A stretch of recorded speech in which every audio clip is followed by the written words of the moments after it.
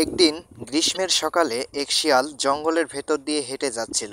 হঠাৎ সে একটা গাছের নিচে ছোট্ট একটা পাখির বাসা দেখতে পেল। বাসার মধ্যে ছিল 3টি ডিম। শিয়ালের মুখে জল এসে গেল। সে ভাবল, আহা, এই ডিমগুলো হলে তো আজকের খাবারের চিন্তাই শেষ। শিয়াল চুপি চুপি গাছে উঠে ডিমগুলো চুরি করে নিয়ে গেল। বনে ফিরে এসে মা পাখি যখন ডিমগুলো খুঁজে পেল না, তখন সে খুব কষ্ট পেল। চোখের জলে সব শেষ। এলো চোখে তার জল। সে ভাবল, আমি কিছুই করব না, এই অন্যায়ের প্রতিশোধ আমাকে নিতেই হবে।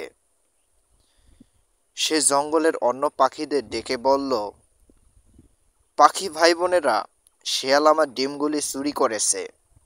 আমরা যদি এক হয়ে কিছু করি, তাহলে ওর মতো ধূর্ত প্রাণীকেও শিক্ষা দেওয়া সম্ভব।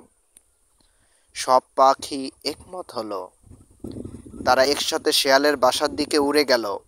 শেয়াল তখন আরাম করে ঘুমাচ্ছিল। হঠাৎ শত শত পাখির ঝাঁক এসে তার বাসায় ঝাঁপিয়ে পড়ল। তারা তার খাবারের ঝুড়ি ছিঁড়ে ফেলল, ফলমূল সব ছিঁড়িয়ে দিল। কেউ ঠোকর মারল, কেউ তার লেজ টানল। শেয়াল চমকে উঠে চিৎকার করে বলল, আহা, কি হচ্ছে এটা? কে এলো আমার উপর? কে? এরা কারা? পাখিরা বলল, এই শাস্তি তোমার, কারণ তুমি নিরীহ পাখির ডিম চুরি করেছো। শেয়াল চুপচাপ মাথা নিচু করে বলল, আমি ভুল করেছি, আর কখনো কারো ক্ষতি করব না। তারপর থেকে শেয়াল আর কারো ক্ষতি করেনি, আর পাখিরাও শান্তিতে থাকতে পারত।